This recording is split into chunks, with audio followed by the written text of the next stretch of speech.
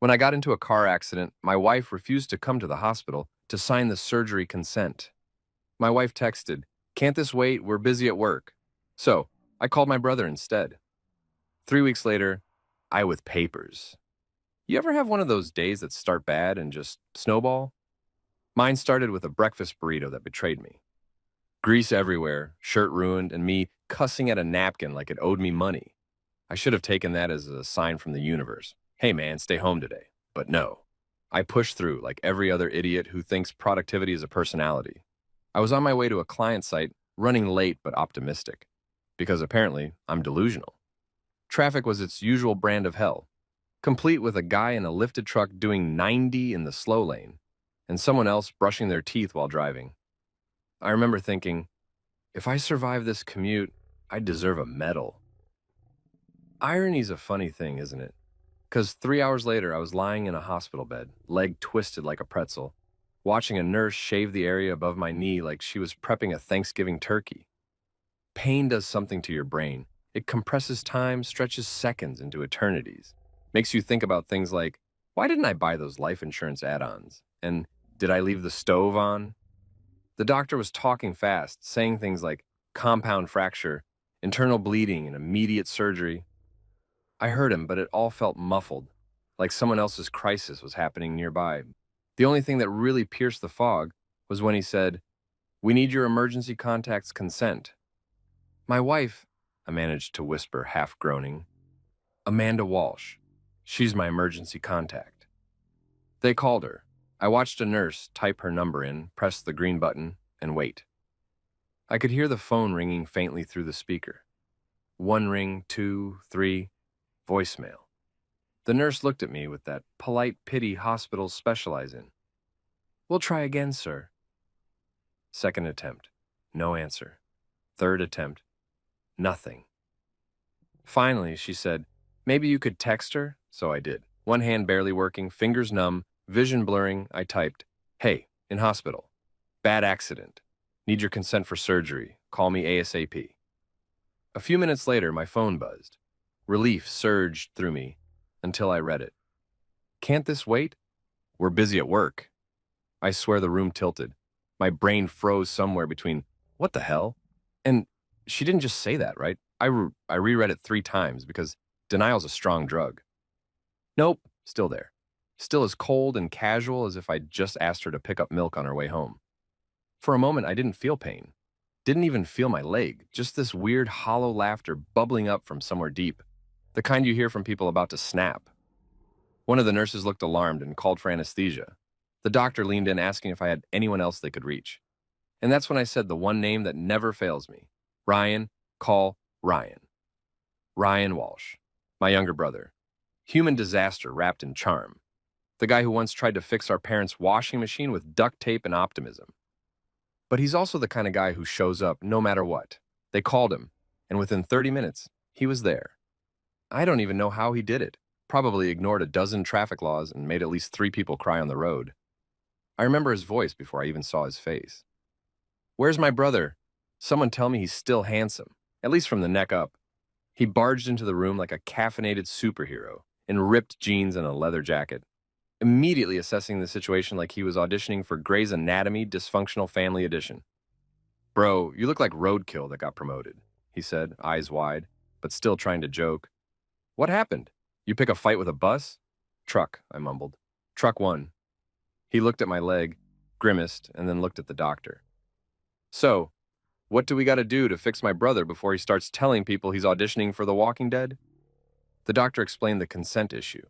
Without missing a beat, Ryan said, "I'll sign it. I'm his brother. Let's fix him up before he starts demanding a bionic limb." The doctor hesitated, mentioned hospital policy, forms, liabilities. Ryan leaned in and said, "Doc, unless you want to explain to Mom why her son died waiting for paperwork, you better find me a pen." That did it. 10 minutes later, I was prepped for surgery. As they rolled me toward the operating room, Ryan walked alongside the gurney, still running his mouth. "Don't worry, bro. I told them to install the premium knee. Bluetooth compatible. You can sync it with Spotify." I tried to laugh, but it came out like a wheeze. "Make sure it plays good music then. Already set to your favorite playlist. Songs to limp to." That's the thing about Ryan. Even when the world's falling apart, he finds a way to duct tape it with humor. The anesthesiologist leaned over me, mask in hand. Count backward from 10. I remember thinking 10, 9, 8. Amanda's probably on another Zoom call. Then darkness swallowed me whole. When I woke up, the first thing I noticed was the hum of machines. The second was Ryan snoring in a chair, head tilted back, mouth wide open like a broken Pez dispenser. His phone was still in his lap, screen glowing with missed calls, none of them from Amanda. The nurse smiled when she saw me awake. "Surgery went well. You'll be okay." "Great," I croaked. "Tell my wife I survived, if she checks her notifications." She chuckled nervously, not sure if I was joking. Spoiler, I wasn't. A few hours later, Ryan stirred awake, rubbing his face. "You alive, or should I start dividing your stuff?" "Barely, but thanks for showing up." "Of course. Mom would haunt me if I didn't." He yawned. "By the way, Amanda texted me." I blinked. "She did?" "Yeah, she said, and I quote, 'Glad he's okay. Tell him I'll visit when work calms down.'" I stared at the ceiling, trying to process that. My wife, my forever, had outsourced my recovery update to my brother. Incredible. Ryan tilted his head. "You sure you married her for love and not for her Wi-Fi plan?" I smirked weakly. At this point, I'm not sure. That night, as I lay in the dim light of the hospital room, the smell of antiseptic filling the air, I replayed everything in my head. The wedding vows, the promises, the "you're my everything" speeches. I remembered her crying at the altar, saying she couldn't imagine a world without me. Turns out she could imagine it just fine, as long as it fit between conference calls. A nurse came in around midnight to check my vitals.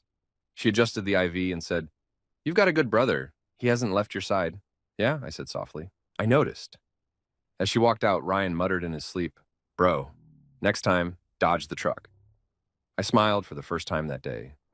The pain was still there, physical, emotional, existential, but so was something else.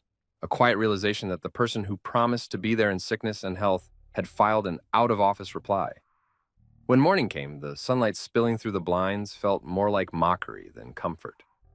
My phone buzzed again, a message from Amanda. I braced myself, half hoping for something genuine. "Hope surgery went okay. Don't stress about the bills. I'll handle the insurance part. Gotta jump on a meeting. Love you." Love you. Two words that used to mean something, now tossed in like a signature line. I typed back a simple thanks. Didn't have the energy for more. Ryan looked over my shoulder and frowned. "You gonna let that slide?" "Not today," I said. "I'm on morphine. I'd probably text something that gets me divorced faster than I can hobble out of here." He grinned. "Fair. But seriously, man, you good?" "Define good," I said. "My leg's metal, my wife's MIA, and my hospital food looks like depression casserole. But yeah, I'm peachy." He laughed, shaking his head.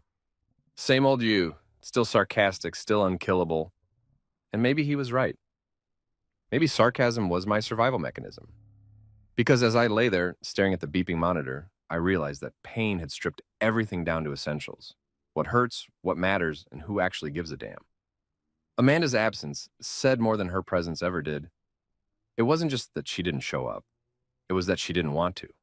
And that's when the bitterness gave way to clarity. I wasn't angry at the truck anymore. I wasn't even angry at her. I was just done. By the time the nurse came to check my vitals again, I'd already made up my mind. This accident wasn't the end of something. It was the start. The start of me realizing that sometimes the people who swear to love you forever are just good at speeches. And the people who actually love you, they're the ones snoring in a plastic chair beside your hospital bed, drooling on their hoodie and calling you roadkill like it's a nickname of honor. And somewhere between the pain meds and Ryan's rhythmic snoring, I drifted back to sleep with one final thought. If Amanda ever texted, "Can't this wait?" Again, I was finally going to have an answer. No, it can't. Not anymore. There's a special kind of comedy in watching people envy your life when you'd trade it for a nap and a pizza. That was me and Amanda, the so-called power couple. The Instagram-perfect, brunch-loving, LinkedIn-approved, synergy-having duo everyone thought had cracked the code to adulthood. People love to say things like, "You two are goals," which is hilarious, because if you look closely, Those goals were unpaid internships and emotional neglect. Amanda was a marketing director, translation, professional talker, with unlimited access to Canva. Everything about her screamed polished. The hair, the nails, the wardrobe, curated like a corporate campaign.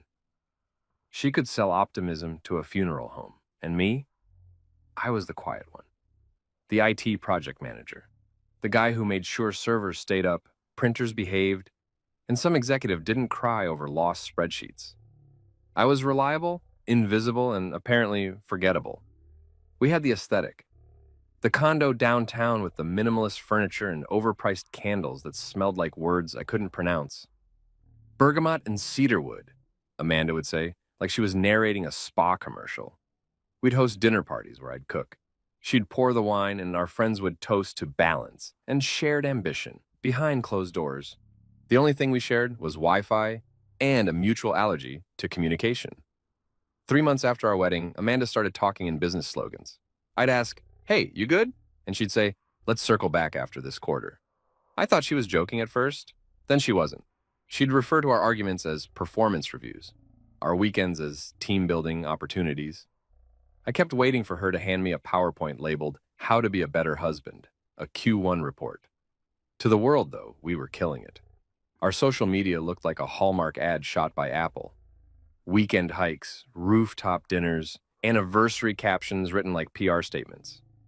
My favorite was, "Marry someone who challenges you to grow." Yeah, pretty sure she meant grow tolerance for being ignored. Our friend group didn't help. Most were Amanda's colleagues from the agency, people who said things like brand storytelling and synergize engagement. They loved to talk about alignment and energy and manifesting success. Meanwhile, I was manifesting the will to survive another night of quinoa salads and performative laughter. There was one couple, Megan and Chase, who were particularly unbearable. Megan once told me, "It's so inspiring how Amanda leads in your relationship. You're so comfortable letting her shine." I smiled and said, "Yeah, it's great being the supporting actor in my own marriage." She laughed, thinking it was a joke. I wasn't joking. Amanda liked that narrative, the "I'm the boss, he's the chill guy" dynamic. It played well on camera. We'd pose for couple photos where she'd be front and center, hand on my chest, like she was introducing her brand ambassador. Every caption had a motivational quote, followed by a heart emoji and a plug for her company's wellness blog. I remember one night vividly. It was a Wednesday, the kind of midweek slump where all I wanted was beer, couch, and silence. Amanda burst through the door, talking at full volume, phone in one hand, heels clicking like a metronome. "You won't believe what happened today," she said, dropping her purse on the counter like it had wronged her. I put my laptop down. What happened? Corporate asked me to lead the new brand strategy for Vitalize. It's huge. I might have to travel next month. That's awesome, I said, genuinely happy for her. Where to? She waved a manicured hand. Does it matter? It's exposure. Exposure, her favorite word. She said it like sunlight cured everything. I told her I was proud, asked if she wanted dinner. She said she'd already eaten with the team, which, in Amanda speak, meant a group of overworked 20-somethings pretending to like kale because she did. After she showered, she spent 30 minutes taking mirror selfies in her new blazer, captioning them "late nights, big dreams." I sat on the bed scrolling through memes, wondering when our marriage turned into a PR campaign. It wasn't that Amanda stopped loving me overnight. It's that she started loving her reflection more. Every success of hers came with a subtle subtraction of us. Date nights turned into networking opportunities. Vacations became content creation trips. I tried suggesting we unplug once, maybe do something spontaneous. She blinked and said, "That's not scalable." Our conversations were sterile too. I tried to talk about work stress, how one of my team leads kept deploying buggy updates, and she'd interrupt with, "Have you considered rebranding your management approach?" Lady, I'm not running a startup. I'm trying to stop Gary from deleting the database again. But every time I thought about bringing up how disconnected we'd become, she'd flash that PR smile and say, "Don't overthink it. We're just busy building." Building what exactly? The Great Wall of emotional distance? Still, I played my part. I went to her company events, smiled at people who said, "You must be so proud of Amanda," and resisted the urge to say, Yeah, she's killing it. Me, not so much.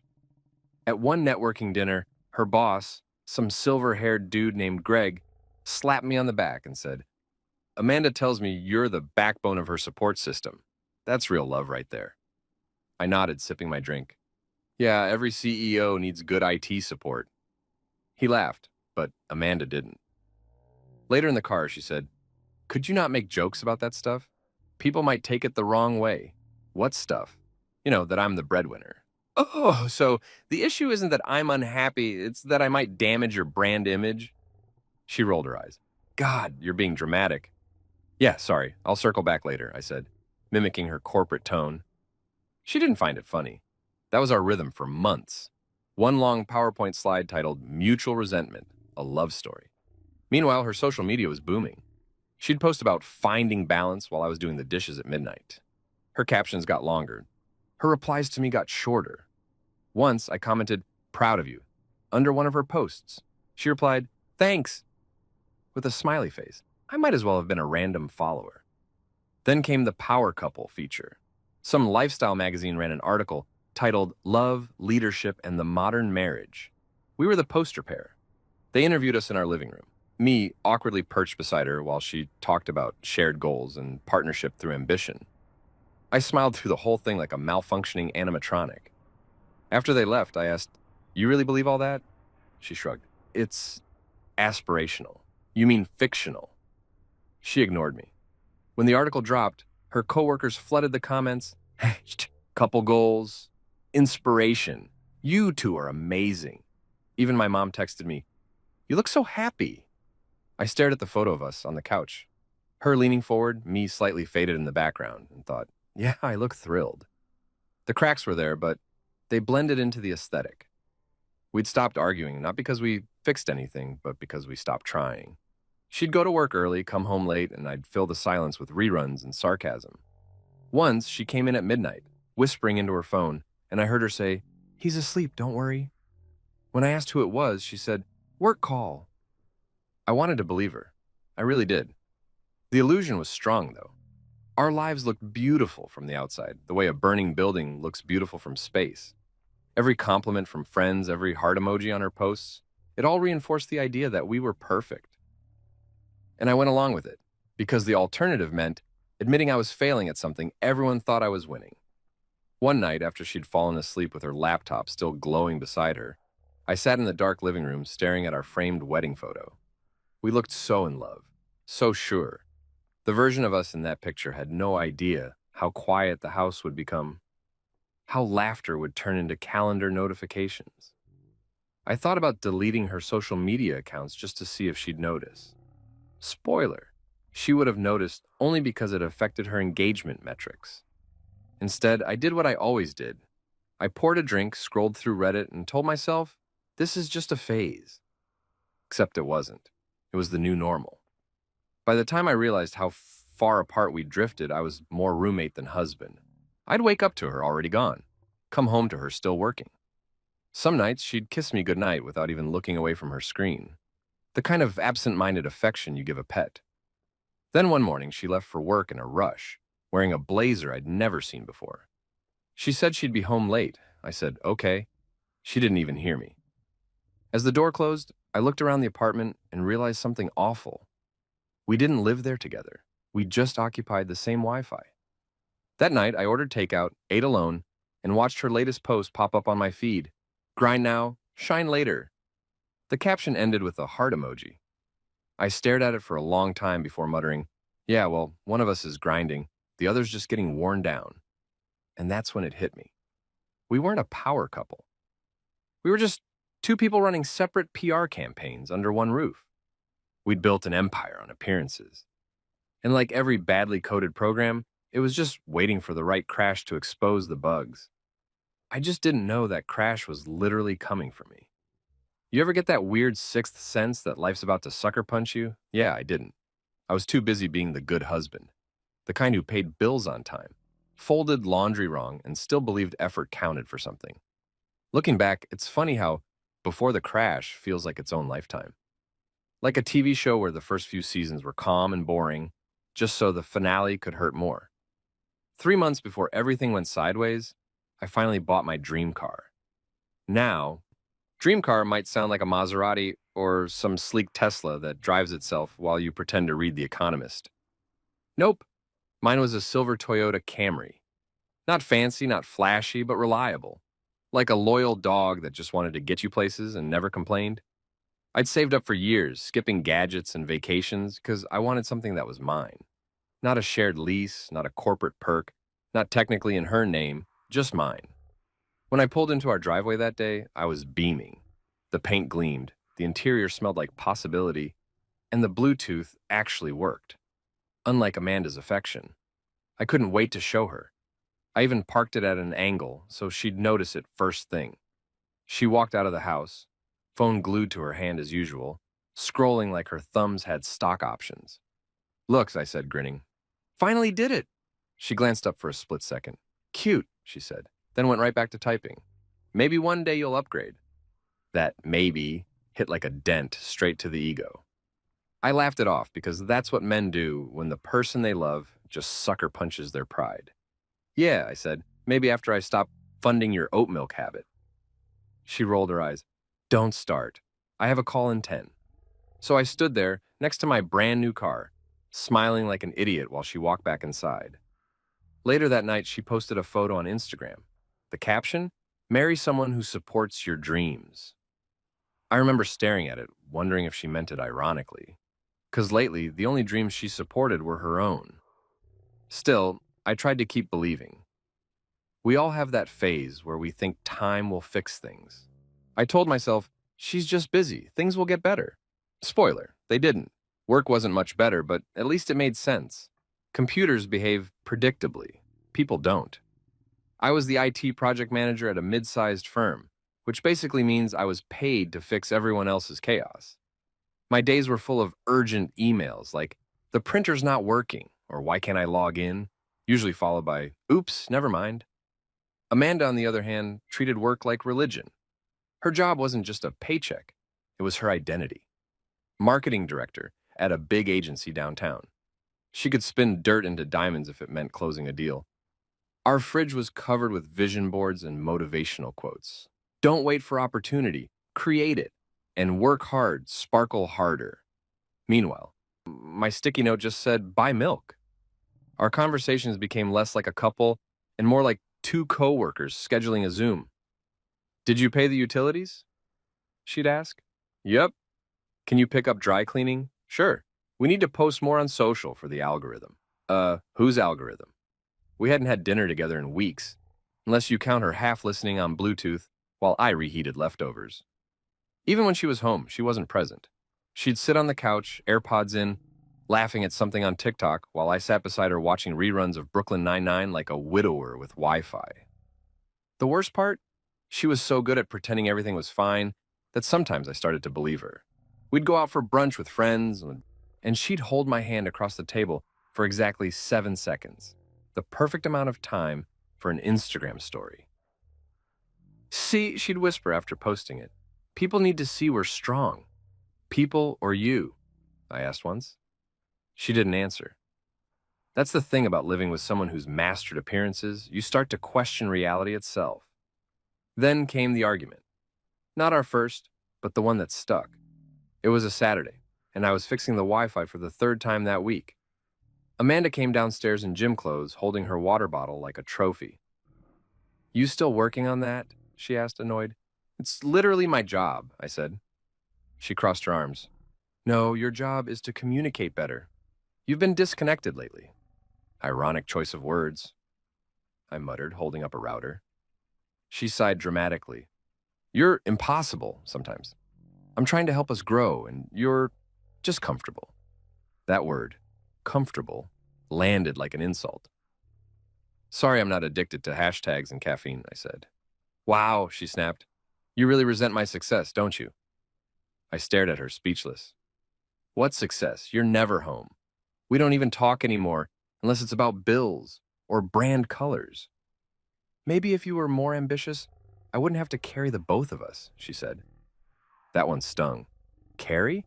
Amanda, we both work full-time. I pay the mortgage, the car insurance, half your student loans, Don't guilt me, she shouted, grabbing her gym bag. Some of us actually want to build something in life. Yeah, I said under my breath. An ego. She slammed the door. For the rest of the weekend, she ghosted me from 2 rooms away. No texts, no calls, not even a good night. When she finally spoke Monday morning, it was just to ask if I'd taken out the trash. That's when I knew we weren't a couple anymore. We were coexisting, like two coworkers in an open office, politely avoiding eye contact until the meeting's over. So I buried myself in work, stayed late fixing servers, running system checks, doing anything to avoid the silence waiting at home. My coworkers started calling me the ghost because I'd stay past midnight. I didn't mind. The hum of computers was easier company than my wife's passive-aggressive sighs. Then came March. I remember it clearly because Amanda had just landed a major partnership with a fitness brand. She celebrated by going out with her team for drinks. I celebrated by microwaving frozen lasagna alone. She came home at 2 a.m. smelling like champagne and victory. Babe, she said, collapsing onto the bed, you should have seen it. Everyone kept saying how inspiring we are. Like, our story. Our story? I asked, turning off my laptop. Yeah, you know, two driven people balancing marriage and career. It's aspirational. I stared at her. Amanda, you were at a bar bragging about our marriage to people who haven't met me. She shrugged. It's branding. Right. My life had become content. Still, part of me kept hoping she'd notice me again. That she'd wake up one day and realize she missed the old us. The goofy, broke, happy idiots who used to dance in the kitchen and burn pancakes on Sundays. Instead, she doubled down on the power couple act, bought matching outfits for a photo shoot, posted captions like, when two hustlers fall in love, magic happens. Meanwhile, I was the magician's assistant, smiling while she made my existence disappear. But here's the thing about denial. It's comforting. I told myself she was just going through a phase. I even started planning a weekend getaway, thinking maybe a change of scenery would help. Found this cabin in Colorado. Quiet, scenic, perfect for reconnection. When I showed her the idea, she said, a cabin? No Wi-Fi? What would we even do? Talk, I offered. She laughed. You're cute. I wasn't joking. By April, things were functional. Not happy, not tragic, just fine. The kind of fine that makes your soul itch. She was working later than ever, and I'd stopped waiting up. Our schedules didn't overlap anymore. When people asked how married life was, I'd say, like Windows updates, long, confusing, and I'm not sure it's working. Still, I kept trying. Bought flowers once.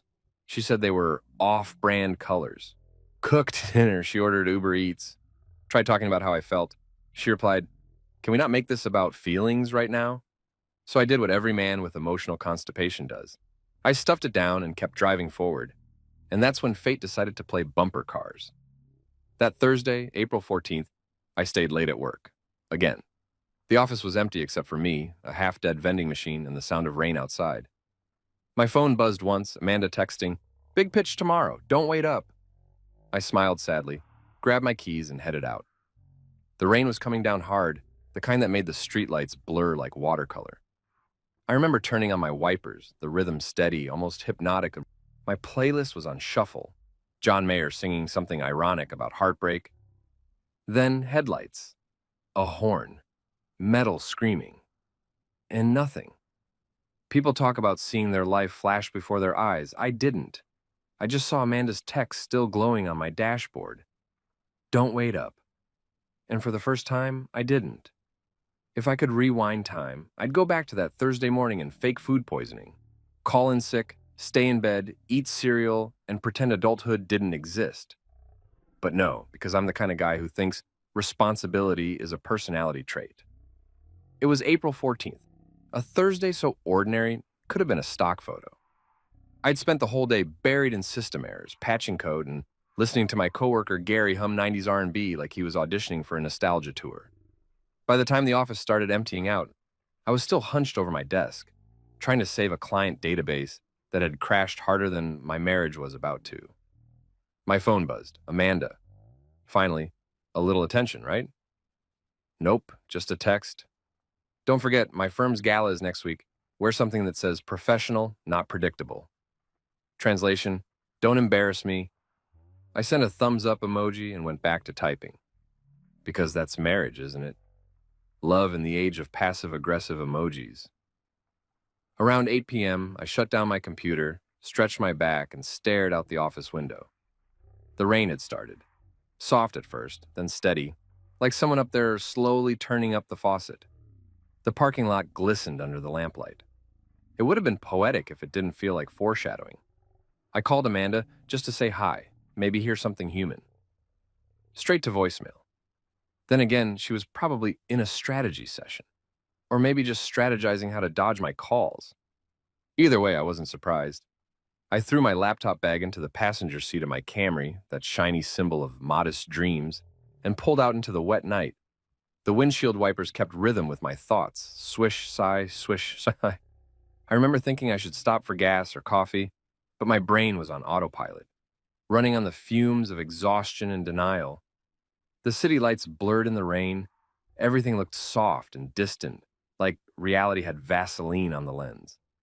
I turned up the radio, some late-night host rambling about weekend plans, and tried not to think about the fact that I couldn't remember the last time Amanda and I laughed together. Then it happened. A blinding flash of headlights came from the left. My brain screamed before my mouth did. Horn, tires screeching. A crunch so deep it felt like the world folded in on itself. Then, silence. They say in near-death moments, time slows down. Lies. Doesn't slow, it snaps. 1 second you're a guy with plans, the next you're a rag doll in a metal coffin. The airbag punched me like karma. My chest seized, my leg. Well, let's just say God didn't design it to bend that way. The smell hit next. Burning rubber, engine oil, and fear. Then came the sound. A distant car alarm, wailing like it was mourning me. I tried moving. Bad idea. My whole body lit up with pain like fireworks, except none of them were pretty. My vision blurred, and the edges went dark. Somewhere, I heard a woman's voice shouting for help. Then sirens. Next thing I knew, I was on a stretcher, rain still falling on my face. A paramedic leaned over me. Young guy, early 20s, face set in professional panic. "Sir, can you hear me?" "Barely," I croaked. "Stay with me, okay? You're gonna be all right." Classic line. They probably teach it in Paramedic 101. Lie convincingly to keep them conscious. Inside the ambulance, everything was chaos. Beeping monitors, oxygen masks, someone saying compound fracture, another person saying possible internal bleed. I wanted to ask what that meant, but decided ignorance was bliss. They kept me awake, asking questions to assess cognitive function. Name, date, next of kin. "Wife's name?" one asked. "Amanda Walsh," I said. "She's my emergency contact." They jotted it down and called it into the hospital. I remember hearing snippets of radio chatter. Male, mid-30s, car collision, conscious but critical. Critical. There's a word that sticks. By the time we reached the ER, I was in that weird limbo between pain and numbness. They rushed me through a maze of white lights and masks. Everything smelled like disinfectant and panic. A nurse leaned over me. "Sir, you've sustained multiple fractures. We're prepping for surgery, but we need consent. You have any allergies?" "Penicillin," I muttered. She nodded. "Okay, we'll need your emergency contact to sign off." "My wife," I said again. "She's on file." They dialed. I could hear the faint ringing. 1 ring, 2 rings, 3, voicemail. The nurse frowned. "We'll try again." Second attempt, nothing. Third, still nothing. "Try texting her," the nurse said gently. So I did. My hands were trembling, my phone slick from rain and sweat. "Car crash, in ER. Need you to sign surgery consent. Please call me." Minutes passed. Every beep of the heart monitor felt louder. Finally, my phone buzzed. Relief flooded me, until I read it. "Can't this wait? We're busy at work."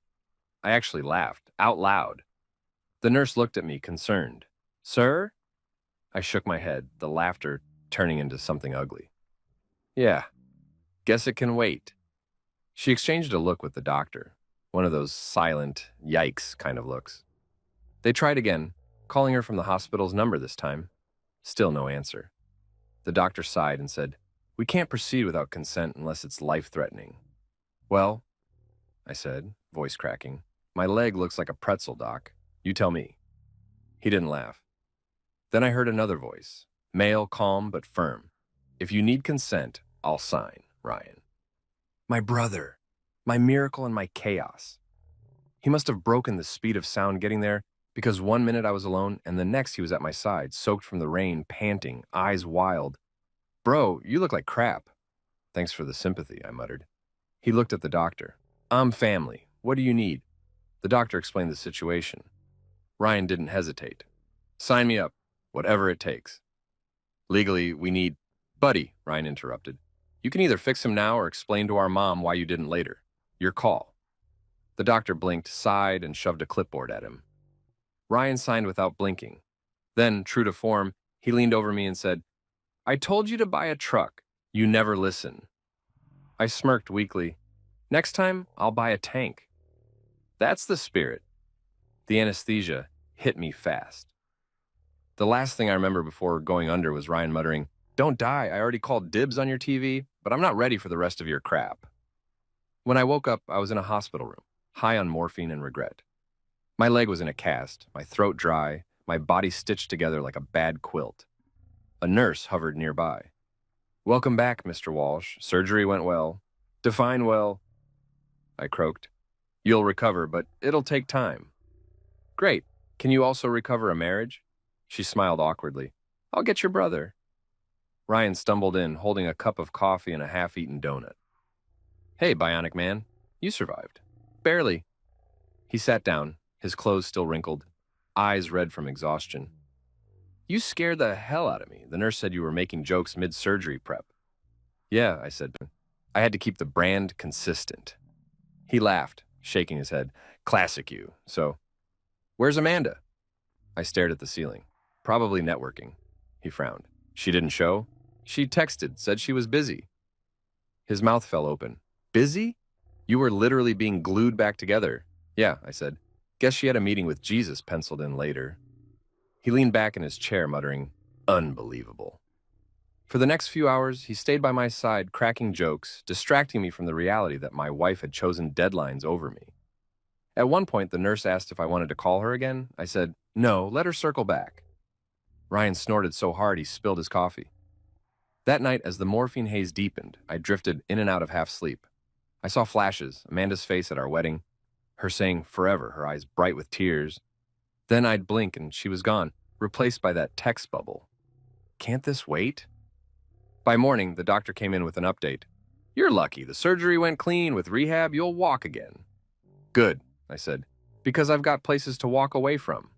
He didn't get the joke. Ryan came back with breakfast, terrible hospital pancakes, and sat beside me. "So, game plan?" I stared at the window. The rain had stopped. Sunlight broke through like the world was mocking me with optimism. "Game plan?" I repeated. "Recover. Rebuild. Reevaluate who deserves emergency contact privileges." Ryan grinned. "That's a start." He reached into his jacket and handed me my phone. "In case you feel like deleting someone's number." I looked at the screen, Amanda's unread texts from last night. "Glad you're okay. Work's been insane. Let's talk soon." Soon. The most useless word in the English language. I locked the phone, set it aside, and took a deep breath. The pain in my leg throbbed in sync with my heart, but beneath it was something sharper, a quiet, growing certainty. The crash hadn't just broken bones, it had shattered illusions. And as Ryan started rambling about his plan to smuggle real food into the hospital, I realized something profound. Maybe this wreck wasn't the worst thing that ever happened to me. Maybe it was the universe's brutal way of saying, "Wake up, idiot. You've been asleep at the wheel for years." Because when the person who promised to love you in sickness ghosts you from the comfort of her ergonomic office chair, that's not love. And me, I was finally done being part of her brand. If loyalty had a face, it looked like Ryan Walsh at 3 a.m. in a hospital chair, head tilted back, mouth open, snoring loud enough to trigger the heart rate monitor. The man had fallen asleep mid-vigil, clutching an empty coffee cup like a soldier holding a spent weapon. When I woke up after surgery, drugged out and sore, he was still there. My brother, the human embodiment of chaos and unconditional love. The nurse whispered, "He's been here all night." I squinted. "Yeah, I can tell. Sounds like a chainsaw with asthma." Ryan jolted awake. I wasn't sleeping. I was meditating aggressively. "Uh-huh," I said. "You were auditioning for a wildlife documentary." He stretched, cracked his neck, and grinned. "Good to see you alive, bro. You were starting to look like modern art down there on the pavement." "Still feel like it," I groaned. Ryan had that look, half worry, half relief. The same one he wore when we were kids, and he accidentally set Mom's curtains on fire. "They said you'll be okay," he said. "Couple months, you'll be walking again. Probably won't win any marathons, but hey, you never ran before either." I smirked. "Thanks for the encouragement, coach." He leaned forward. "For real, though, what the hell happened? Truck ran a red light. My Camry didn't survive." "Damn," he said, shaking his head. "RIP to the most responsible car ever made." "Yeah," I said quietly. She didn't even flinch. Then came the question I was dreading. "Amanda?" I stared at the wall. She texted.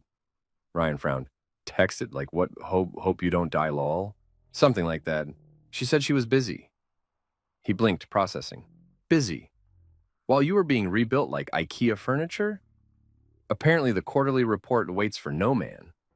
Ryan stood up, pacing the room like a caged lion. "Man, I swear, if I ever meet that woman again, I'm stapling your medical bill to her vision board." "Relax," I said, but he wasn't listening. He grabbed his phone, scrolling furiously.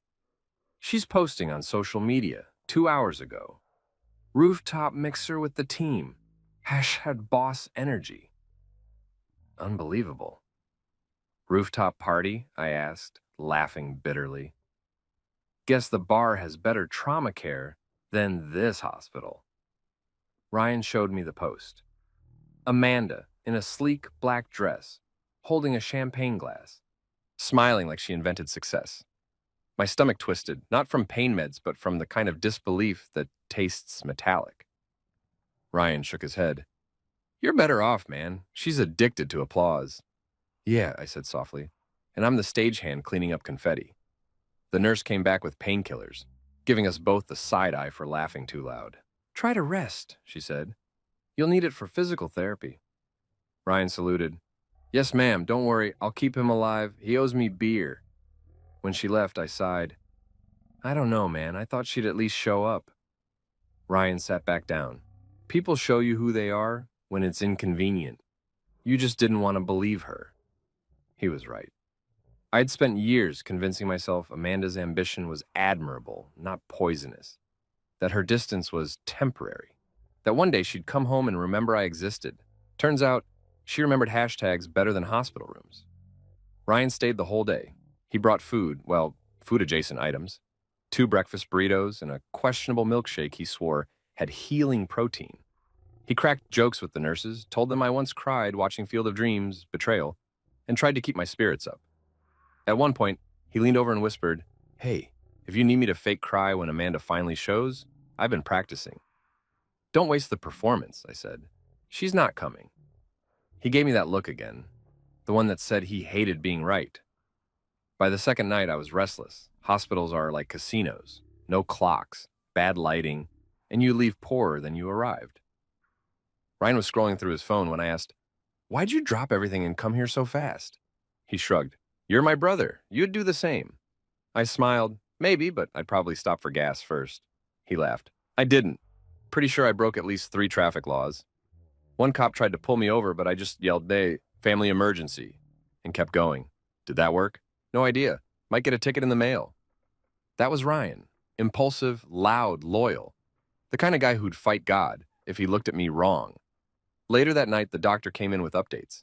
"You'll need at least 8 weeks of rehab," he said. "Maybe longer, depending on progress." Ryan asked all the right questions: meds, physical therapy, discharge. Amanda should have been there for that conversation. Instead, it was my brother taking notes like a responsible spouse. When the doctor left, Ryan said, "You're staying with me after they kick you out of here." "I can't do that. You've got roommates." "One moved out, the other one's too stoned to notice new people. You'll fit right in." I'll be fine at home, I protested weakly. He raised an eyebrow. You mean her home? The woman who RSVP'd maybe to your medical emergency? Point taken, I sighed. Good, I'll clear out the guest room. You can have the bed. I'll take the couch. I'm not kicking you off your couch. Please, I've slept on worse. Remember Uncle Ray's fishing trip? I shared a tent with a raccoon. I laughed, wincing at the pain. All right, fine, but only till I can walk again. He smirked. Or until you learn how to block her number without crying. I flipped him off. You're a real comfort, you know that? Hey, someone's got to keep your ego from limping harder than your leg. He stayed again that night. The nurses offered him a cot, but he refused. Cots are for people who don't snore proudly. At around 3 a.m., I woke up to find him pacing the room, whispering into his phone. Yeah, he's stable. No, she hasn't shown. Yeah, she texted once. Unbelievable, right? He noticed me stirring and mouthed, Mom. I groaned. You told Mom? Had to. She'd kill me if she found out later. Great. Now she's going to fly down here and start a second surgery with her chancla. Ryan grinned. Honestly, you deserve it. The next morning, I asked the nurse for my phone. I wanted to see if Amanda had finally remembered she was married. There it was. One unread message. Glad you're okay. Work's been crazy. Let's talk soon. That was it. No call, no visit, no emotion. Just corporate empathy. Ryan read it over my shoulder. Wow. She really typed that with her whole chest, huh? I guess she thought punctuation counted as affection. He whistled. You gotta admit, that's next level cold. Yeah, I said. Even Siri sounds more concerned. He clapped his hands. Okay, no more hospital blues. We're focusing on recovery and revenge. Revenge? I raised an eyebrow. Not violent revenge, legal, emotionally satisfying revenge. The kind where she realizes you're happier without her, and it ruins her skincare routine. I chuckled. That's oddly specific. He grinned. I've dated women like her. Trust me, psychological warfare is moisturizer for the soul. When discharge day came, Ryan handled everything. Paperwork and transport, prescriptions. Amanda didn't even call to ask when I was coming home. Not once. As he wheeled me out of the hospital, I glanced at my phone again. Still nothing. Ryan noticed. Stop looking for a ghost, bro. She made her choice. Now make yours. That hit harder than the morphine drip. Back at his place, Ryan had actually prepared. There was a ramp at the entrance, probably built with duct tape and prayer, and a big handwritten sign over the couch. Welcome home, broken man. I laughed so hard I nearly popped a stitch. You're insane. Insanely supportive, he corrected. Also, I got you this. He handed me a small silver bell. What's this for? Press it when you need something. Snacks, painkillers, moral support, roast sessions. I'm like room service, but free and funnier. I rang it immediately. Ding. He poked his head out of the kitchen. See, it works. For the first time since the accident, I felt something close to peace. My leg hurt, my pride hurt worse, but Ryan's dumb jokes were anesthesia for the soul. That night, he ordered pizza and we watched old basketball highlights. He kept saying, You're going to be back on your feet in no time. And even though I didn't believe it, I wanted to. Then, out of nowhere, he said, You know, maybe this crash was a reset button. I looked at him. How do you figure? You were stuck in a loop. Work, marriage, rinse, repeat. Maybe the universe had to throw you through a windshield to make you pay attention. Thanks, Buddha. Real comforting. He laughed. I'm just saying, sometimes destruction's the only way to rebuild. I thought about that long after he fell asleep on the couch, snoring into a pillow. He wasn't wrong. My life had crashed in more ways than one. The car, my body, my marriage, they'd all collided at once. But lying there, surrounded by the smell of pizza and brotherly sarcasm, I realized something. Maybe I wasn't broken. Maybe I was just under renovation. And this time I'd be the one drafting the blueprints. Recovery sounds peaceful until you actually have to do it. Everyone pictures soft blankets, inspirational playlists, and supportive spouses feeding you soup. My reality? Ryan's guest room smelled like frozen pizza. The mattress had the firmness of wet cardboard. And every time I moved my leg, it felt like an exorcism. My so-called healing playlist was Ryan's snoring, and the occasional, "You good, bro?" yelled from the kitchen. Amanda? She sent one text that week. Hope you're healing. Things are wild at the office. We just landed a big client. No love you, no need anything, just corporate enthusiasm, and an emoji that looked more like a high five than a heart. I stared at it for a full minute before locking my phone. Ryan peeked in, holding a plate of cold pancakes. "Breakfast of champions," he said. "Champions of what? Disappointment?" "Hey," he said, "they're gluten-free." Probably. Lisa, his roommate's girlfriend, was the only thing standing between me and complete medical negligence. She was a nurse, God's gift to men who think Google can replace actual healthcare. She'd come by after her shifts to check my bandages, refill my meds, and remind me that I wasn't allowed to be a hero by skipping physical therapy. She called me Mr. Miracle. I didn't have the heart to tell her I felt more like Mr. Malfunction. Ryan adored her. "Isn't she great?" he'd whisper whenever she left. "If Amanda had even half her empathy, you'd still be married." "Ryan," I said one night, "stop trying to turn my medical tragedy into your dating highlight reel." He grinned. "Can't help it. Women love a man who supports his broken brother. Yeah, because nothing says sexy like bedpans and gauze." He laughed, tossing a pillow at me. "Shut up and take your meds, Grandpa." The days blurred together. Physical therapy, painkillers, sarcastic conversations. I discovered new talents. Balancing crutches while microwaving burritos. Showering with one leg wrapped in a trash bag and pretending I didn't hear Ryan's motivational speeches. "Bro, recovery's like rebooting a computer," he'd say. "Takes time, but when it's done, you're faster and less buggy." "Great," I'd mutter. "Can't wait to install the update where my wife cares." The first real crack in my numbness came one Thursday afternoon. Ryan came into my room holding his phone, trying not to look smug. "You need to see this." On the screen, Amanda, smiling in a photo tagged at a rooftop party.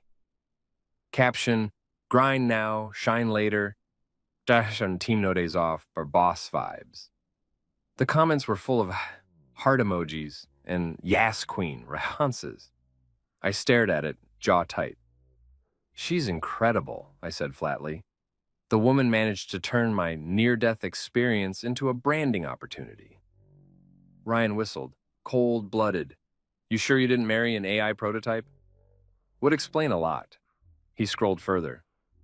"Bro, look at this. Same night you were puking from pain meds." She posted a story about her journey to balance.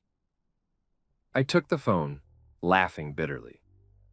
She balanced my medical bills with her networking schedule. Impressive. Ryan sat down beside me. "Listen, I know it hurts, but maybe this is good. The universe just exposed her with a Wi-Fi connection." "Yeah," I said, "and I didn't even need divine intervention, just Instagram." After that, I stopped pretending. Every photo, every post, every hashtag Hustle Queen caption, each one chipped away the last illusions I had about her. The woman I married wasn't gone. She just evolved into someone I didn't recognize. So I started focusing on myself. Lisa became my unofficial therapist. During one of her checkups, she said, "You're healing well, but you've got that look, the kind people get when they're not sure what hurts more, the body or the ego." I chuckled. "Probably both. The leg's just louder." She smiled. "Physical wounds heal faster. The rest takes time." I liked Lisa's kind of honesty, gentle but surgical. She wasn't trying to make me feel better. She was making me face the fact that my world had cracked, and I was the only one who could rebuild it. Meanwhile, Ryan kept up his role as comic relief and chaos agent. One night, I woke up to find him watching late-night infomercials. "Bro," he said, pointing at the TV, "we should buy that blender. It can crush ice and emotions." "I've already got one of those," I said. "It's called marriage." He laughed so hard he fell off the couch. "Too soon." "Not soon enough," I muttered. When the doctor cleared me to start light walking, Ryan threw an actual party. He invited his friends, ordered wings, and taped a sign to my walker that said, "Caution, under construction." Lisa rolled her eyes, but stayed, probably to make sure I didn't break anything else. During the party, Ryan toasted, "To my brother, the only man who can survive a truck, a broken leg, and a corporate wife without losing his sarcasm." Everyone cheered. I just raised my soda can. "To painkillers," I said. "The only relationship that's actually working." Laughter erupted, and for a brief second, the bitterness loosened its grip. But the quiet moments still hit hard. Nights when the pain throbbed, when I scrolled through my phone out of habit and saw Amanda's name, mocking me from message threads filled with old love, now fossilized. I never replied to her new texts. Didn't delete them either. That was my problem. I wanted closure from someone who specialized in open-ended statements. Then came the bills. Hospitals don't just fix you. They send invoices that could fund a small nation. I was flipping through them when I noticed something odd. My insurance company had already processed part of the claim, but the authorized contact wasn't me. It was Amanda. My pulse spiked. I called the insurance rep, a cheerful woman named Carla, who sounded like she was on her fourth cup of coffee. "Hi, Mr. Walsh. Yes, we've already spoken to your wife about the payout process." "Sorry, what payout?" She explained, like I was a confused toddler, that since I was injured, Amanda had inquired about potential benefits tied to my policy. "She mentioned wanting to handle the finances for you while you recovered," Carla said brightly. "Oh, did she? How thoughtful of her," I said, forcing a smile that Carla couldn't see. "Would you like to confirm the bank account she provided?" I felt my jaw tighten. "Yeah, I'd love to." She read it out. It wasn't ours. It was an account I didn't recognize. By the time I hung up, my painkillers couldn't touch the kind of ache I was feeling. Ryan walked in, holding a bag of chips. "Why do you look like you just saw a ghost?" "Because I might have just spoken to one." Translation: Amanda called the insurance company, twice. She's trying to cash out my policy. He froze mid-chew. "You're kidding." "Nope. She tried to profit off your accident?" "Apparently my near-death experience was her investment opportunity." Ryan dropped the chips. "That's it. I'm buying a megaphone and driving to her office." "Don't," I said. "She'll just spin it into a workplace harassment complaint." He paced the room. "You need to cut her off, man. Financially, legally, spiritually. Whatever it takes." I nodded, but my mind was already ahead of him. I wasn't just angry, I was done. I spent years keeping the peace, apologizing for existing, making excuses for her selfishness. The crash didn't destroy my life. It highlighted who'd been quietly dismantling it. That night, while Ryan snored on the couch and Lisa's laughter echoed faintly from the hallway, I opened my laptop. If Amanda wanted a game, I'd play it better. I checked our joint accounts, reviewed the insurance terms, and started documenting everything. My IT brain kicked in. Patterns, passwords, timestamps. I knew how to track digital footprints, and Amanda had left plenty. By sunrise, I had enough evidence to show she'd been siphoning money for months. Small withdrawals, masked under business expenses. There was even a transfer labeled investment. The destination? That same mystery account. Ryan woke up around 7 a.m. to find me still typing. "Dude, are you hacking the Pentagon?" "Worse," I said. "I'm logging into marriage hell." He blinked. "You're actually smiling. That's terrifying." Let's just say the crash woke me up. Lisa stopped by later that morning, noticed the gleam in my eyes, and said, "You look motivated." "Yeah," I said. "Turns out pain meds pair nicely with revenge plans." She laughed. "Just don't mix them with tequila. No promises." I wasn't sure what the next step was, but I knew one thing. Amanda's empire of control was about to crumble. She built her brand on trust and transparency, but I had the receipts, literally. As I leaned back, leg throbbing but spirit steady, Ryan tossed me the TV remote. "So what's next?" "Operation Takeback," I said. He grinned. "Finally, I have been waiting for the montage part of this movie." And as ridiculous as it sounded, he was right. My story wasn't ending with heartbreak, it was pivoting. Because if there's one thing I learned from Amanda, it's how to spin a narrative. Only this time, it was my turn to control it. There are two kinds of painkillers in life. The ones you swallow and the ones you discover through betrayal. Guess which one hit harder? 2 weeks into recovery, I was finally hobbling around Ryan's house like a slow-moving furniture hazard. The physical therapy was paying off. I could shuffle from the couch to the fridge without looking like I'd been hit by a truck. Oh wait, I had been hit by a truck. Anyway, progress. That morning, Ryan was in the kitchen making coffee the way only he could, so strong it could strip paint. I was sorting through a mountain of mail on the dining table, trying to feel like a functioning adult again. Bills, flyers, hospital statements. I opened one envelope from my insurance company, expecting another depressing reminder of how much it costs to stay alive in America. But this one was different. It had a note at the bottom. Follow up on beneficiary update as requested. I frowned. Beneficiary update? Ryan looked up. What's that? I didn't request any update. Maybe they made a mistake. Yeah, maybe, except when I called, the rep confirmed, cheerful as ever, that Amanda had called twice on my behalf. She'd inquired about my insurance payout, apparently as my next of kin. The phrase made my skin crawl. Next of kin, like she was rehearsing my obituary. Wait, I said. She called after the crash? Yes, the rep chirped. A day later, actually. She wanted to verify your coverage and confirm your beneficiary status. I swallowed hard. And who's listed? Oh, your wife. She's the primary beneficiary. Would you like to make changes? Ryan, who'd been listening, mouthed, hell yes. I ended the call, hands trembling. She called the insurance company the day after my surgery. I said quietly. Ryan froze mid-sip. You're kidding. I wish. Bro. He said. That's sinister. Yeah, I muttered. The kind of thing they make true crime documentaries about. He slammed his mug down. That's it. We're calling my lawyer buddy, Dugan. He helped me when my ex tried to claim my PlayStation in the breakup. Guy's a legend. Ryan, I said, pinching the bridge of my nose. This is a little bigger than a PlayStation. Exactly why we need Dugan. Within an hour, Ryan's lawyer friend, Mr. Dugan, was sitting at the dining table, eating leftover pizza like it was payment. The man looked like Morgan Freeman after a bad night's sleep and sounded like he narrated westerns in his spare time. So, he said, wiping his mouth, your wife tried to access your insurance payout? Twice, I confirmed, without your consent. Correct. He leaned back, steepling his fingers.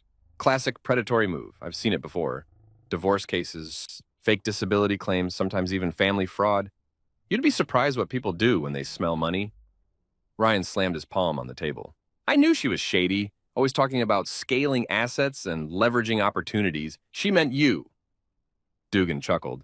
Your brother's not wrong, but don't panic. We'll fix this. First, revoke her access to every account she touches. Then, file a power of attorney so no one can act in your name without permission. Ryan grinned. Can I be his power of attorney? Dugan shrugged. If he trusts you. Ryan threw up his arms. Finally, legal authority over my older brother. This is the dream. Don't make me regret it, I warned. He smirked. Too late. Dugan slid a few forms across the table. Also, change your emergency contact at work, bank, and hospital. Replace her name everywhere. She's proven unreliable. Unreliable, I said? That's a polite word for sociopathic. Ryan laughed, but it came out bitter. We spent hours calling banks, updating records, closing joint accounts. Every institution had the same tone. Oh, that's unfortunate. Yeah, no kidding. My marriage was turning into a corporate risk assessment. By the end of the day, I was drained but oddly lighter, like deleting a virus you didn't know was eating your hard drive. Amanda, meanwhile, must have sensed the financial tremors. Around 9 p.m., my phone buzzed with a message. Hey, just checking in. How's recovery? I've been thinking about you a lot. I stared at it. Ryan leaned over my shoulder. Oh, now she's thinking about you? Let me guess. Her card just got declined? I didn't reply. 2 hours later, she texted again. We should talk soon. I know things have been tense, but I still care about you. Still care. Like she was talking about a coworker who'd been laid off. Ryan said, if you respond, I'm hiding your crutches. I laughed, but I didn't respond. For the first time in months, I didn't need to.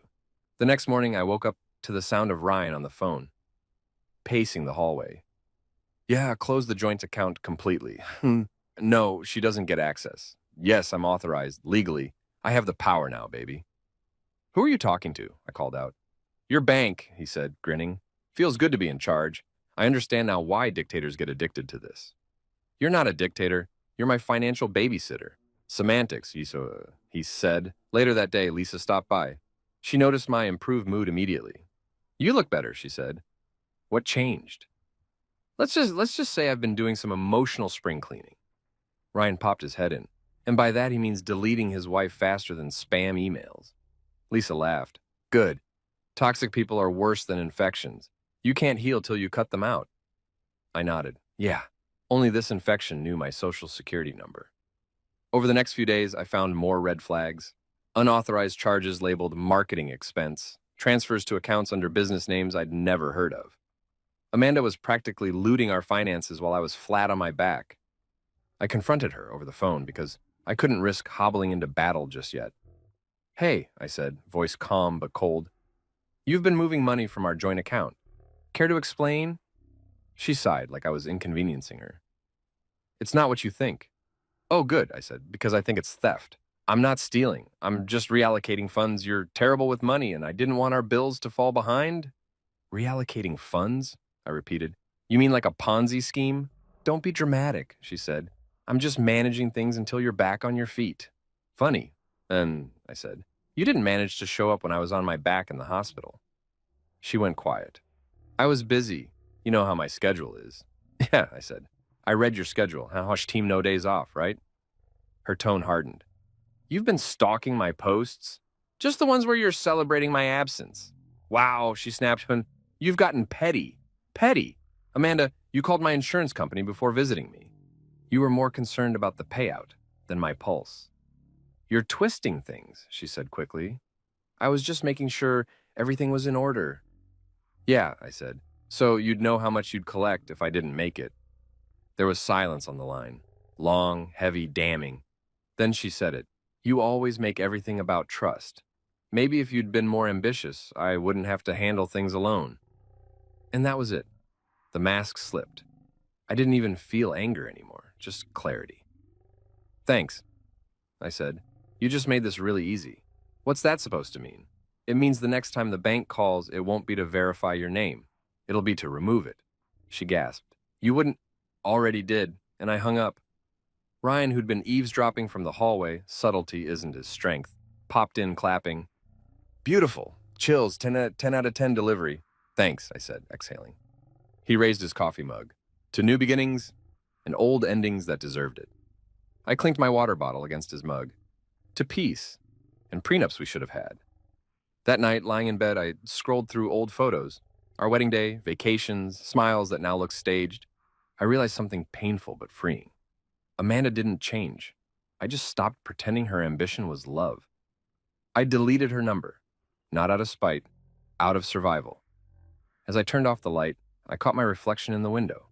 The bruises were fading, but my eyes looked sharper, wiser. Ryan had been right about one thing. People show who they are when it's inconvenient. Amanda showed me, and I finally believed her.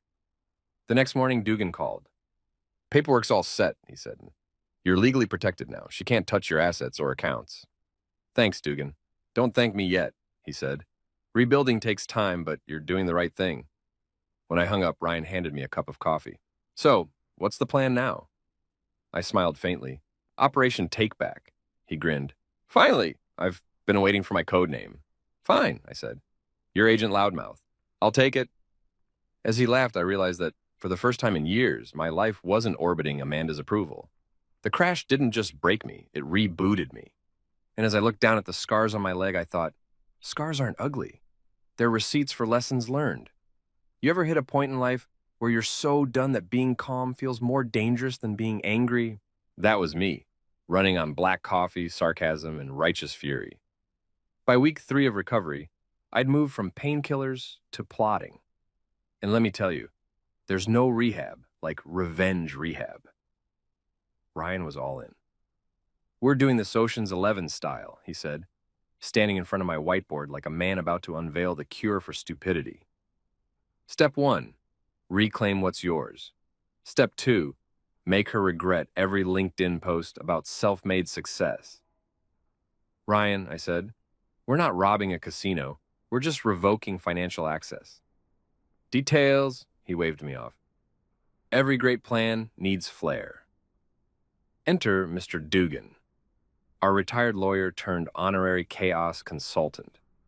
He arrived that morning with a folder thick enough to choke a shredder and an attitude that screamed, "I've seen worse marriages." He looked at me over his reading glasses and said, "Son, you ready to stop being the polite victim?" "Yes, sir." "Good," he said, sliding papers across the table. "Then let's gut this thing clean." Ryan grinned like a man watching fireworks. I love this guy. Dugan wasn't kidding. He'd already drafted revocations for power of attorney, joint account authorizations, and his words, not mine, spousal opportunism contingencies.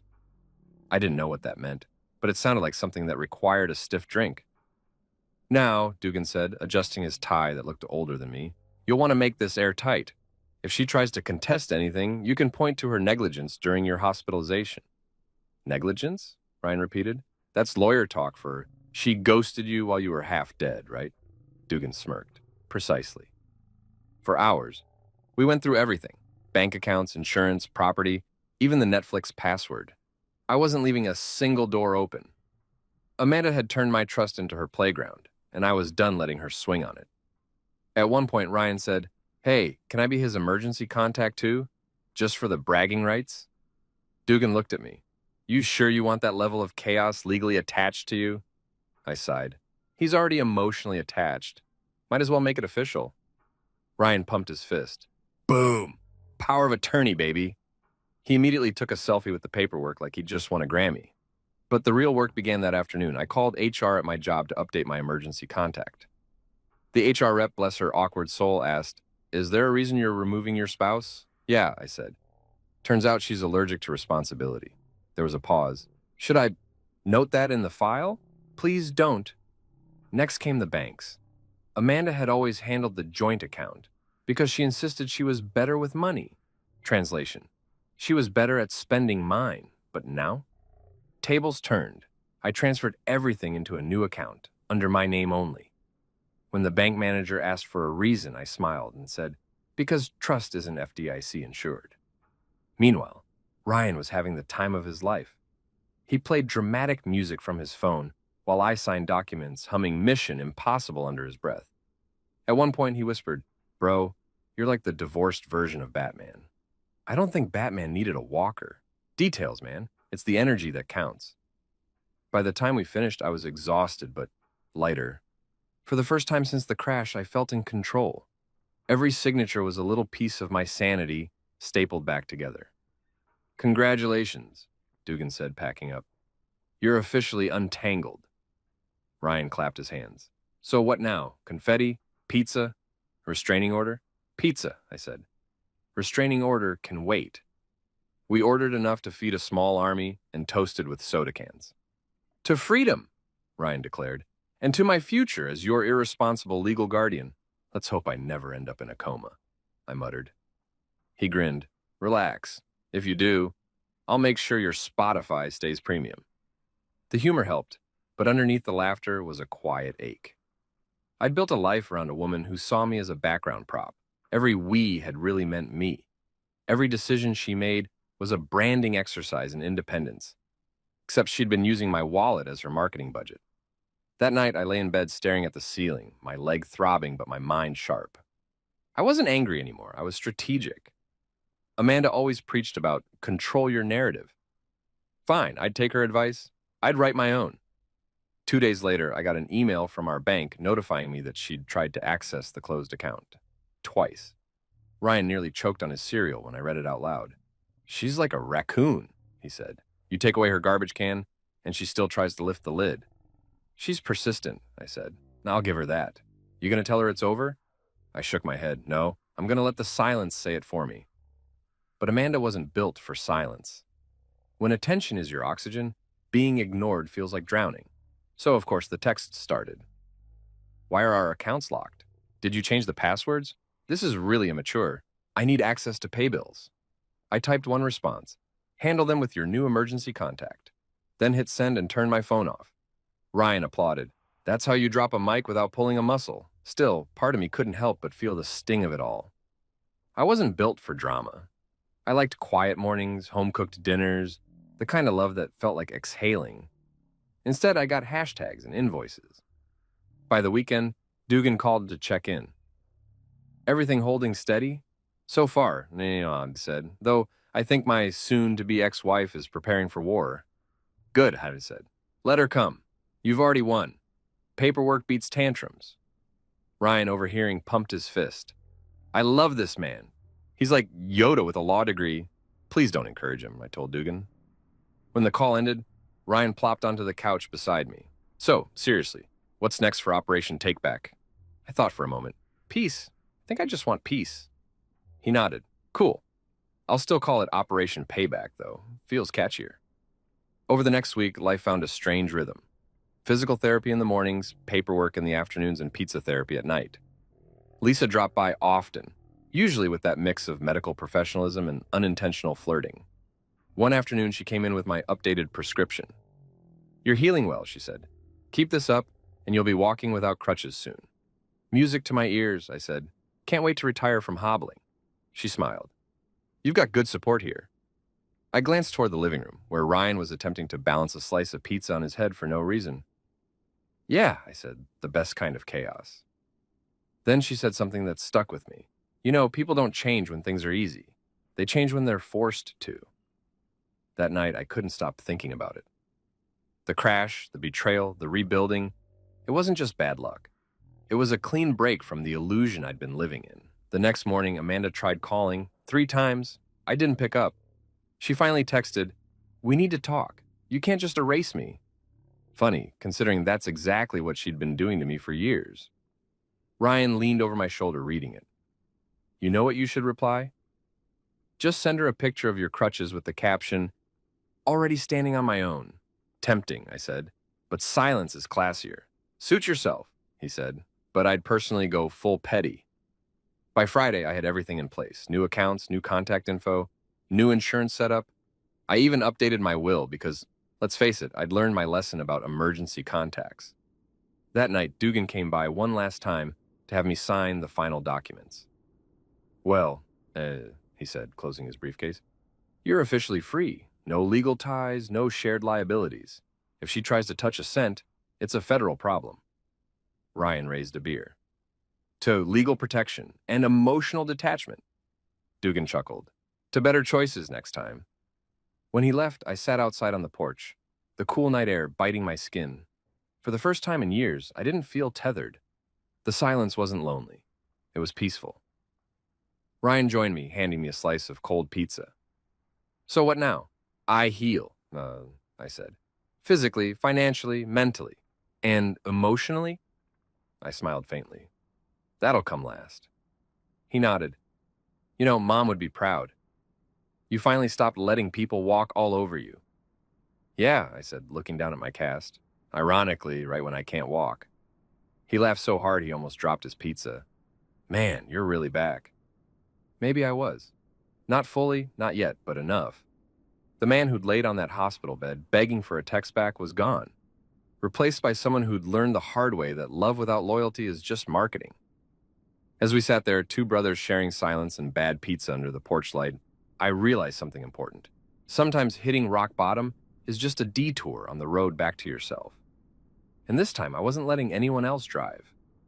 3 weeks after the crash, I'd become a professional at pretending I wasn't still angry. The leg brace had come off, my limp was now just part of my personality, and Ryan had officially declared me functionally bitter, which honestly was fair. Every time I thought about Amanda, I felt this strange cocktail of disappointment and amusement, like watching someone try to sell a self-help book right after setting their own life on fire. But the thing about anger is, if you don't give it somewhere to go, it builds, and eventually it finds a stage. Mine came in the form of a blue folder, the kind lawyers love and ex-wives hate. It started that morning. Ryan barged into my room with his usual zero-warning energy. Rise and shine, legal eagle, Dugan called. Papers are ready. I groaned, rubbing my face. Which papers? The divorce papers, my dude. Signed, sealed, ready for dramatic delivery. I blinked at him. You want me to just show up with them? That's tacky. He grinned. Exactly. You need closure with flair. Closure doesn't have to be quiet. It can be cinematic. Ryan, this isn't Jerry Springer. He wagged a finger. Wrong. This is the Reformation of Derek Walsh, starring you, directed by Karma. I couldn't argue with that. So that afternoon, I did something bold. I told Dugan I wanted to serve the papers myself. He raised an eyebrow. Not typical, he said, sipping his coffee, but fitting. Just don't go full Nicolas Cage. No promises, I said. By 5 p.m., Ryan had packed the car like we were going on a road trip to emotional liberation. Snacks, water, legal documents, backup folder in case of drama. Check. You're insane, he nodded proudly. And you're welcome. When we pulled up to what was once our apartment complex, I felt a weird nostalgia mixed with nausea. The building looked the same. Sleek, modern, soulless. The kind of place that photographs well, but feels like living inside an Apple store. I hadn't been there since before the crash. My name was still on the lease, technically, but she'd already rearranged the decor when I was in the hospital. I knew because she posted about it online. Redefining space, redefining self. Ryan parked right out front, because of course he did. You ready? No. Perfect.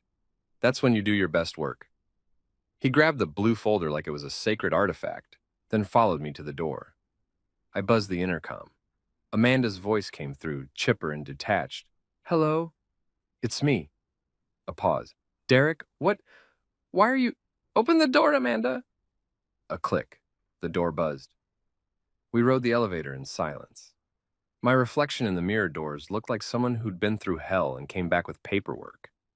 When she opened the door, I swear for a moment I saw confusion, then panic, then that practiced smile she used for networking events.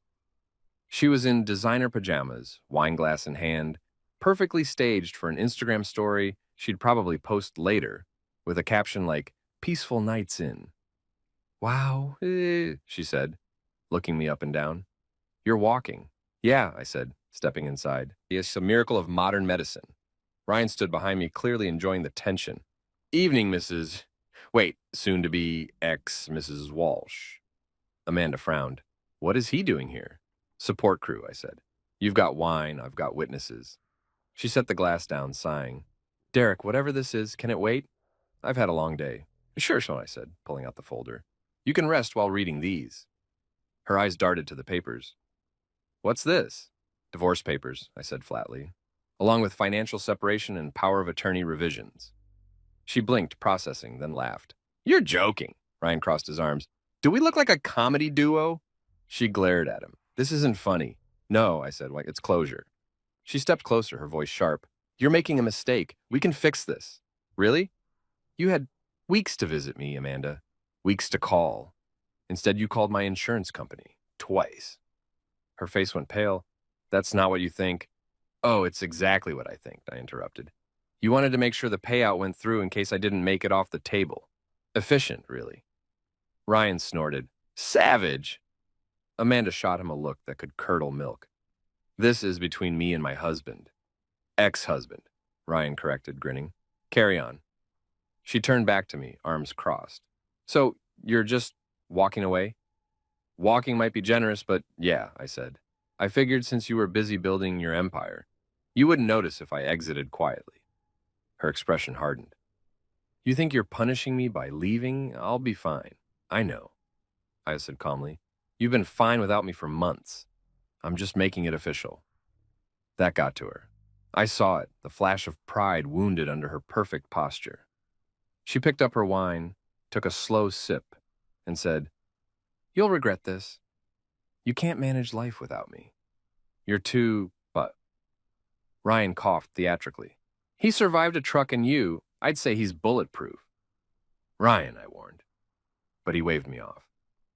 Amanda set her glass down. You think you're free, Derek, but you're not. You'll always be the man who wasn't enough. I smiled, a small, tired one. Maybe, but at least now, I'm not pretending I am. The room went quiet. She looked at me, waiting for me to crack, to apologize, to backtrack like I always did. But I didn't. Instead, I reached into the folder, pulled out a check, and placed it on the counter. That's your half of the remaining savings. I don't owe you more. Not time, not apologies, not another ounce of myself. Her jaw tightened. You really think you're the hero here, don't you? No, I said. I just finally stopped being the extra. I turned to leave. Ryan followed, but not before leaning in and whispering, Don't worry, Amanda. I'll make sure he blocks you properly this time. She glared daggers. You're both children. Ryan grinned. At least we play nice with others. As we stepped into the hall, I heard her mutter something under her breath, but I didn't care. The door shut behind us with the most satisfying click I'd ever heard. Ryan exhaled dramatically. Man, that was beautiful. The tension, the dialogue, the closure. 10 out of 10 performance. You even had the lighting on point. Ryan, what? This isn't a movie, he smiled. Could have fooled me. In the elevator, I leaned against the wall, the adrenaline fading. That felt final, he nodded. Yeah, you didn't even need a mic drop. The silence did it for you. As we drove home, I stared out the window. The city lights blurred past, and for the first time in months, they didn't make me feel small. I wasn't orbiting anyone anymore. When we got back, Ryan grabbed 2 beers from the fridge. To endings, he said, raising his bottle. I clinked mine against his. And to starting over. We sat there for a while, watching the night settle. Then, of course, Ryan broke the peace. So what's next for Derek 2.0?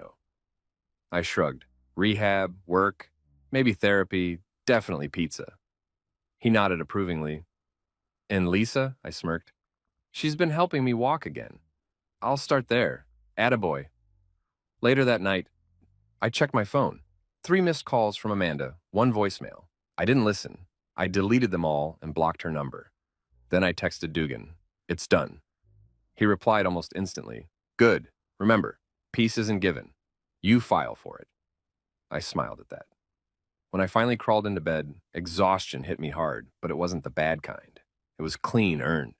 The kind that comes from finally doing the hard thing you've been avoiding. I dreamt that night, not of the crash or the hospital or Amanda's voice, but of silence. Simple, unremarkable silence. And for the first time in a long time, it didn't scare me. It comforted me. 6 months later, freedom didn't look like fireworks. It looked like pepperoni. I was sitting in Ryan's living room, leg heeled, pizza box open, the smell of victory and grease filling the air. Lisa was there too, laughing at something stupid Ryan said about turning my story into a Netflix miniseries. My phone buzzed on the table. Amanda's name popped up. One last ghost from a past I no longer lived in. I didn't even bother opening it this time. I just turned the phone face down, grabbed another slice, and said, "Guess some notifications don't deserve attention." Lisa grinned. "That's growth." Ryan raised his soda. "To healing, revenge, and cholesterol." I laughed, clinking my can with his. "To family that actually shows up." Outside, the evening light cut through the window, golden and calm. My leg didn't ache anymore. But sometimes, when I caught my reflection, I still saw the man I used to be, the one waiting for permission to matter. Now, I didn't wait for anyone. The crash broke bones, sure, but it also broke habits. I learned that peace doesn't come from being loved. It comes from loving yourself enough to walk away when love stops showing up. As I leaned back, full of pizza and possibility, Ryan said, "You know, bro, you're actually smiling again." "Yeah," I said, wiping sauce from my chin. Guess that's what happens when you stop calling disasters destiny. And for the first time in forever, the silence in the room didn't feel empty. It felt earned.